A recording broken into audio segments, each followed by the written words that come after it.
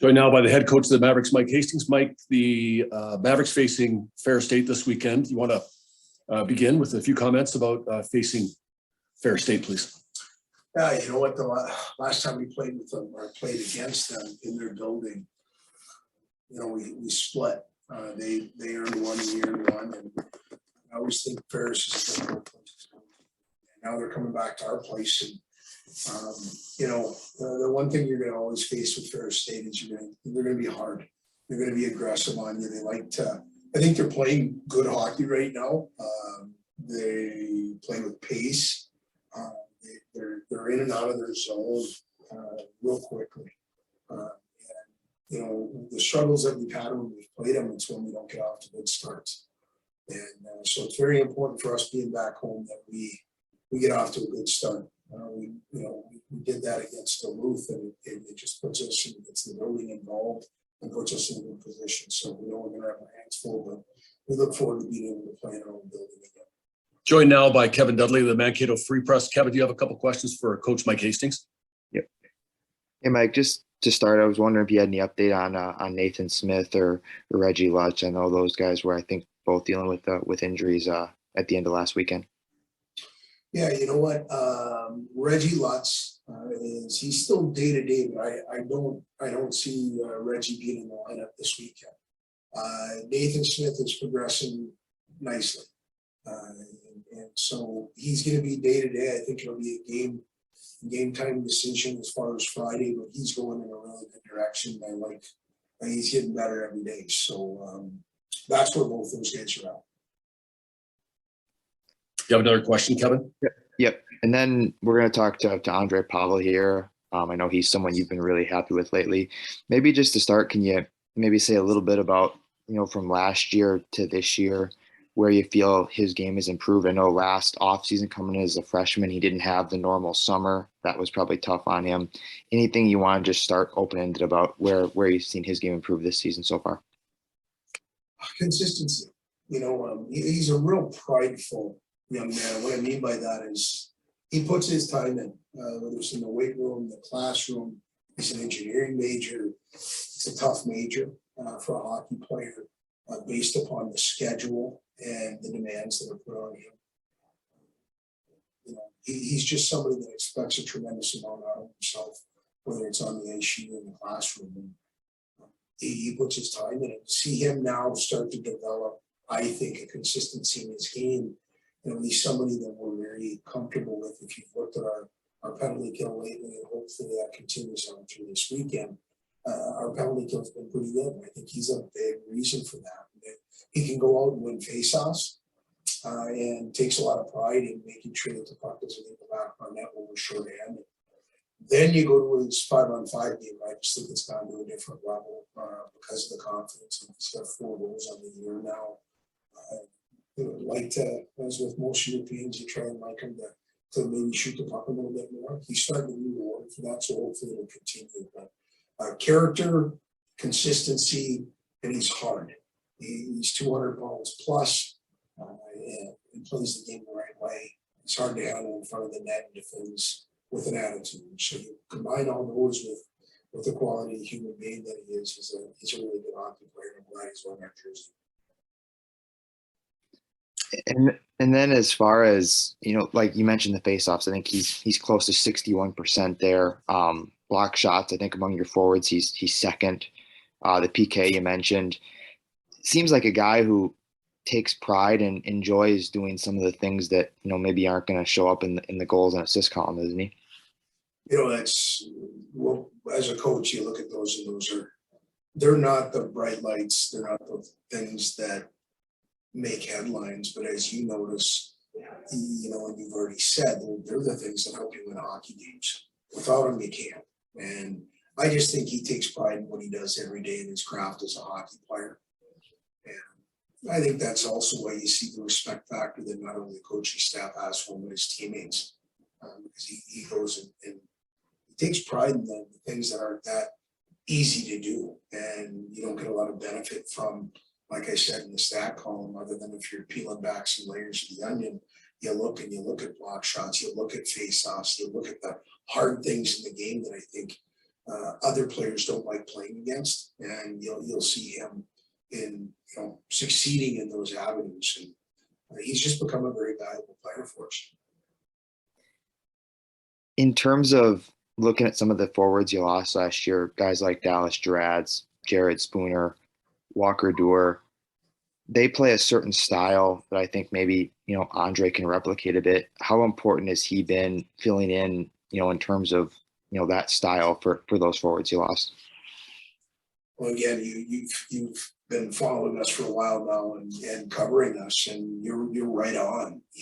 When you lose that heavy, the three guys you're talking about there were all right around 200 pounds, if not north of that.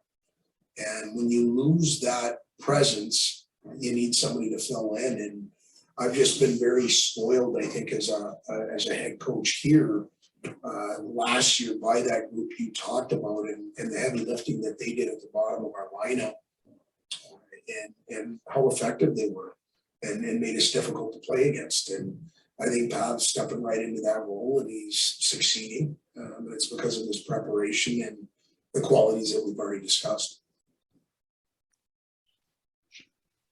Mike, we'd be remiss if we didn't touch on some recognition for some of your players this week with WCHA naming their players of the month, Nathan Smith and Jake Livingstone and Dryden McKay in the CCHA, I'm sorry, and then nationally with HCA, with Dryden picking up the National Goaltender of the Week award. You want to touch on that a little bit? Sure. I think it's, when they get recognition like that, sometimes they set out on a step and they're singled out, which, if you're to talk about Dryden's numbers over the month, they're pretty special. I think he's north of 950, less than a goal against the game, a few shutouts mixed in there. He'd be the first one to tell you that those are team numbers, but what he did this last week, and really the last two, you go to Bemidji and you get two, and you play Duluth, you get two. You need a goaltender to be better than just okay, and he has been better than okay. I think he's been outstanding when he's needed to be, and that was recognition for him, well earned. And I think our defensive core and the rest of the group has helped in that. But I just think he's playing at a very high level right now, and I hope that can continue. When you look at the other guys that we're talking about, Jake Livingstone's just really taken an enormous step for me from a confidence standpoint, whether it's on the power play 5-on-5. He's doing a much better job, I think, at defending. And I think you're seeing some of those recognitions for those guys because they're earned. And again, I think we've got a real selfless group, but it's good to see that the individuals that you brought up are being recognized for their contributions, whether it's on a weekend or whether it's for an entire month. Mike, thanks very much. Good luck against Ferris State this weekend. Thank you. Joined now by sophomore center Ondrej Pavel. Ondrej, your thoughts on the season so far for Minnesota State? I thought we had a really strong start and I thought we had a really strong start, and especially, if you start so well, I was a little bit worried if we can keep it going, but fortunately, we still keep the heat. With the last weekend being as good as it was, it's really crucial to keep the motivation and not get complacent about how well we are playing right now, and just keep the train going. That's great. Kevin Dudley of the Free Press, do you have a couple questions for Ondrej? Ondrej, some of your teammates last season, Jared Spooner, Walker Duehr, Dallas Gerads, I think they played a certain role. I know they talked about, being heavy and the ground game and kind of, playing that style. With those guys gone, have you kind of taken it upon yourself to really kind of keep that style of play, going on in the lineup this year? I'm definitely trying to measure up to those guys, especially, they were really good on the ice, but I think they had a bigger role off the ice. They never let anyone off the hook, or whatever it was in the gym or on the ice. They were all hard workers every single day of their lives. And I think I took really big inspiration in the way they live, especially, all of them helped me in certain ways, but especially Walker Duehr. I had a lot of help from him this offseason, considering his diet, his health and everything, how he eats is top level. And I try to take inspirations from that. And of course, all of this translates to the ice. I saw how hard those guys work, and I want to be as good as them one day. So I don't think that I'm quite there yet, but definitely I'm trying to measure up to those guys. Ondrej, you've been really successful in the faceoff dot. I know that's been a strong point of your whole team. Your team leads the country, but you're close to 61%. What do you attribute your success on faceoffs to? The guys that I can play against in practice. Maybe we don't take as many faceoffs in practice or on the pregame skates, but if I'm going against the centers that make up the #1 team in faceoffs, it makes me better and makes them better too. We make each other better, and that's the biggest thing about this thing, because faceoff, it's not really about style or technique. It's more about how you're ready and how much you want the puck. And we proved this season that we want the puck more than anyone else, and we make each other better on in these things. As far as kind of your role on the team, I think, you've scored some goals this year, but, we look at the faceoffs, we look at the penalty kill, how much you've been a part of that. I think you're second among forwards on the team in block shots.